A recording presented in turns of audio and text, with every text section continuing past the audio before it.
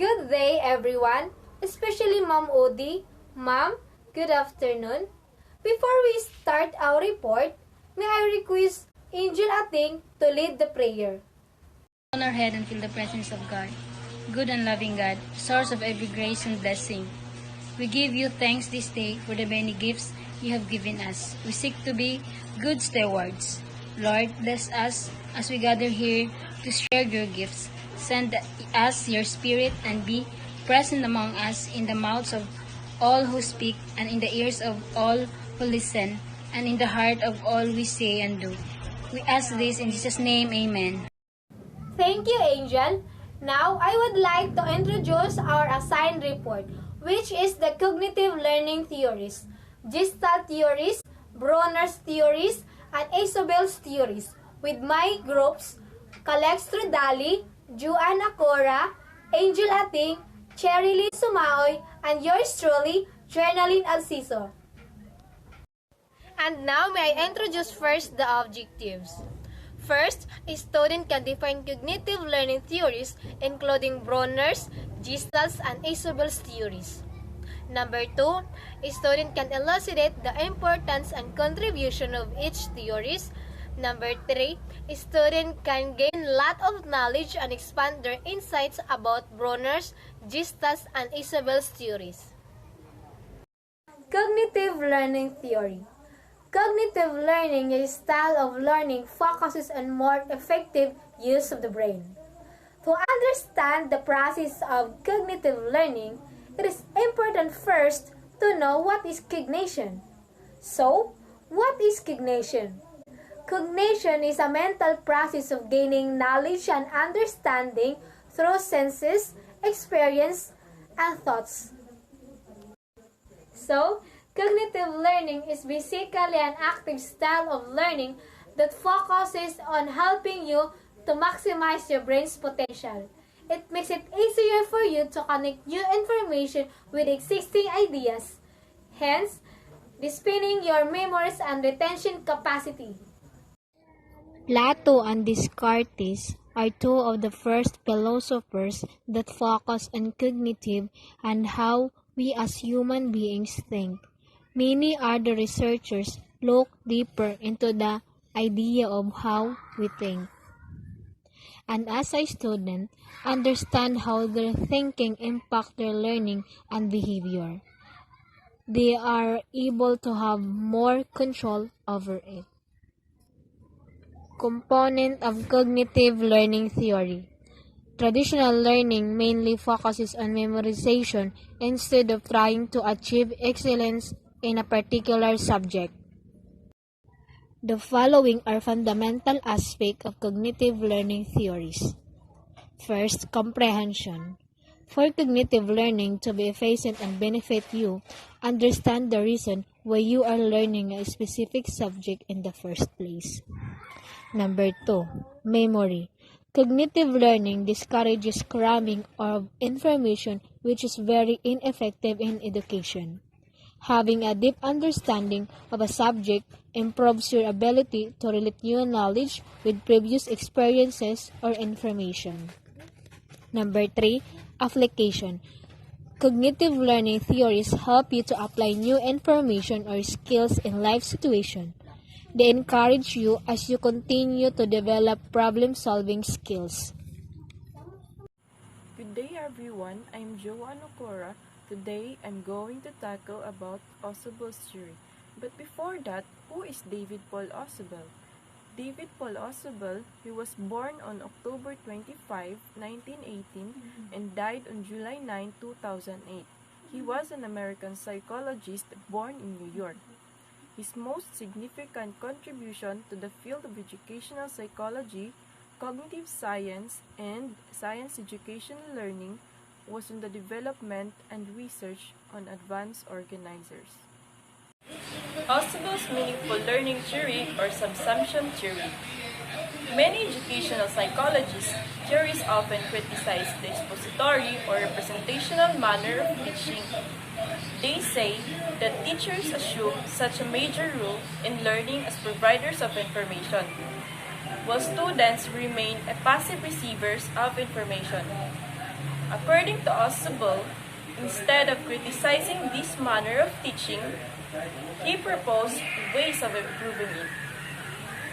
He also suggested the use of advanced organizer. His ideas are contained in his theories of meaningful verbal learning. So this is AUSUBEL'S meaningful verbal learning theory or subsumption theory. This AUSUBEL'S theory is concerned with how individuals learn a large amount of meaningful material from verbal or textual presentation in school settings. This subsumption theory suggests that our mind has a way to sum information in a hierarchical or categorical manner if the information is linked with the prior knowledge or familiar patterns. And his learning is based on representational, superordinate, and combinatorial process that occur during the reception of information. Focus of AUSUBEL'S theory.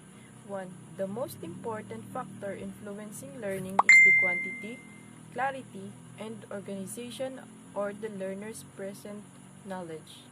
This present knowledge consists of facts, concepts, propositions, theories, and raw conceptual data that the learner has available to his or her at any point in time.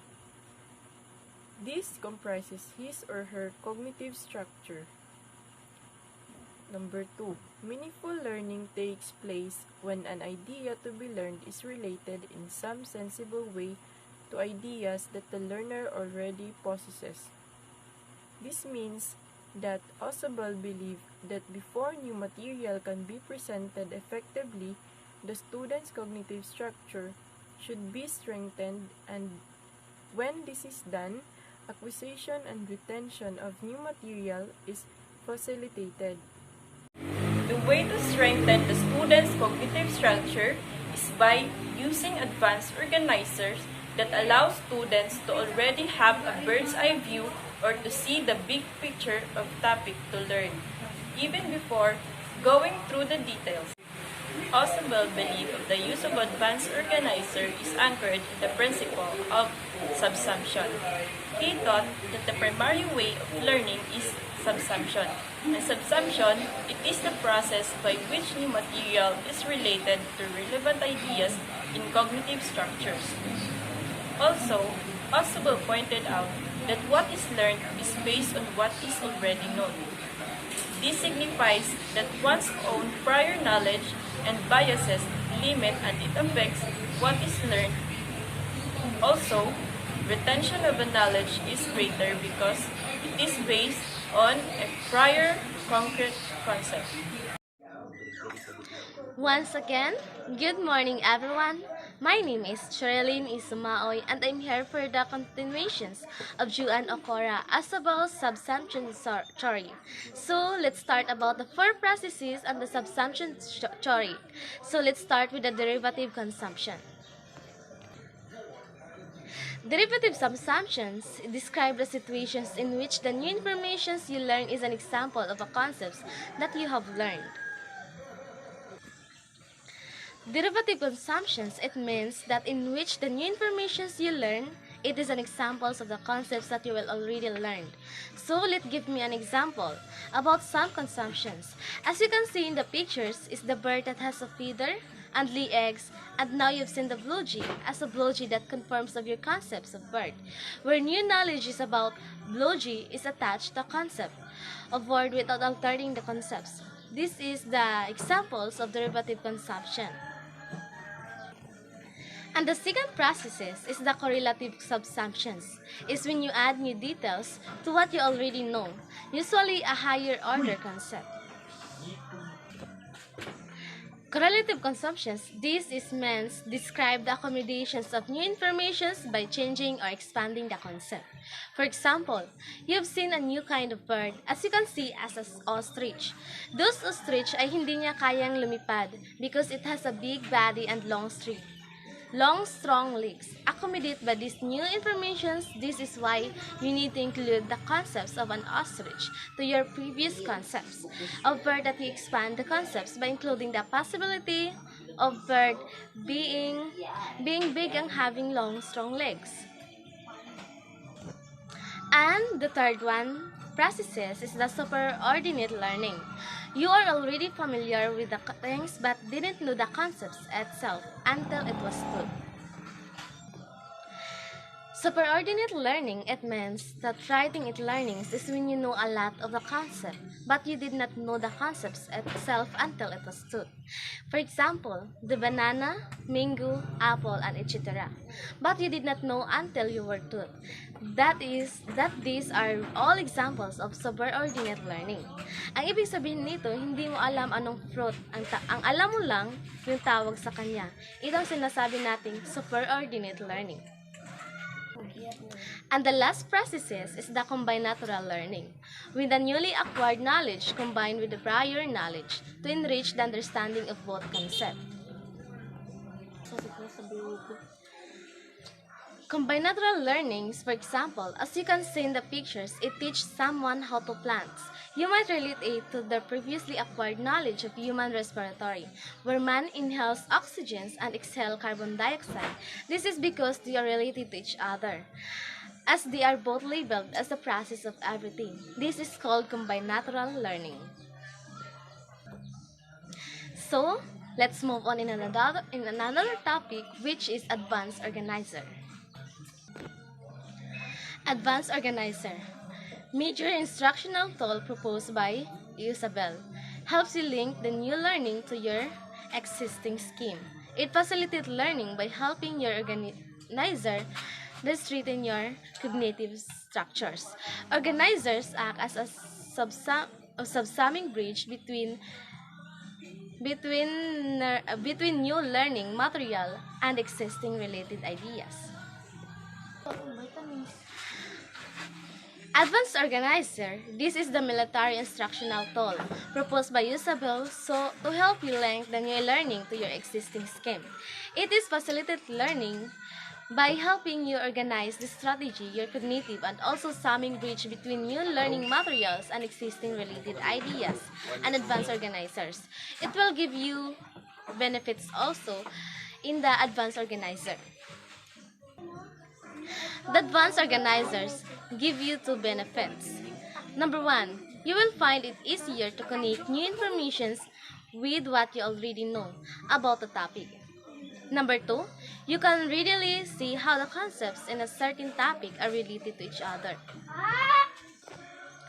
Types of advanced organizer. Number one, expository, describes the new content. Expository describes a new found land or new knowledge. Number two, narrative, presents the new information in the form of a story format to students. Number three is scheming. It is done by looking over the new material to gain a basic overview. Number four is the graphic organizer. It is a visuals to set up or outline the new information. Hello everyone! I am Angel Rosating, your second reporter for today. So my topic is all about Brunner's theory. So, like Piaget, Brunner also talked about the three important stages of cognitive growth. These are the inactive stage, the iconic stage, and the symbolic stage. So, what is inactive stage? The inactive stage, characterized by grasping of things by sensor and expressing them by physical action. It is similar to the sensorimotor stage of Piaget. The behavior of the child is reflected through psychomotor action. For example, you must have seen an older child learns how to drive the bicycle. The second stage is the iconic stage. It is use of visual imagery to represent a concrete work outlet of a child. The child learns to make pictures of flowers, houses, and etc., which was not possible in earlier stage. Brunner also contributed to discovery, learning, and intuitive thinking of the children. Discovery learning has its advantages and disadvantages. Number 1 is intellectual capacity of child is enhanced. Number 2, students remember more when they learn by discovery. These are for the advantages. And for the disadvantages, it is more difficult to implement this method when there are more children. Some teachers find it tedious and time-consuming because it is also very difficult to implement where there are more children. Hello everyone, I am Calextro, your last reporter. So my topic is all about Gestalt theory. So when we talk about Gestalt theory or psychology, it's a school of thought that observes the human mind and the behavior of the human being as a whole. When trying to make sense of the world around us, Gestalt psychology suggests that we should not simply focus on every small component. Instead, our minds tend to perceive objects as part of a larger whole and as elements of more complex systems. This school of psychology played an important role in the modern development of the study of human sensations and perceptions. It is a current of modern philosophy which emerged in Germany and which is based on the assertions that the whole is always more than the sum of its parts. About Gestalt theory, the holistic thought on which the theory is based can be summed up in the statement that the whole is always more than the sum of its parts. The Gestalt theory explains that all the principles of the theory of this current seek to discover the reason why the human brain tends to interpret a set of different elements as a single message, and the way in which the mind is able to group the information we receive into different mental categories that have been established by ourselves. According to Gestalt theory, the core is the whole and the different individual elements that compose it have no importance or meaning of their own. The school maintains that it is the mind that is in charge of configuring the elements that enter through the perception of memory. The history of Gestalt theory. The theory is born as a reaction to values that were already established and based on psychoanalysis and behaviorism. It was born in the 1940s through the publication of the book Ego, Hunger, and Aggression, a revision of Freud's theory and method, which was written by Fritz Perls and Laura Perls. For this reason, it is considered that its creator was Fritz Perls, a Jewish psychiatrist, although there were several people who influenced the theory. These are the 10 principles of Gestalt theory. The Gestalt theory is based on the following principles. First, the pregnancy principle. Use the perceptive experience to adopt the simplest form possible. Second, principle of similarity. Our minds gather similar elements in a single entity. Third, principle of proximity. The elements are grouped when the parts of a whole receive the same stimulus. Fourth, principle of symmetry. Symmetrical images are perceived as equal. Fifth, principle of continuity. Details that have a pattern or direction are grouped together as a part of model. Sixth, the principle of simplicity. The individual organizes perceptual fields with simple and regular features. 7. Principle of common direction. Elements that construct a pattern in the same direction are perceived as figure.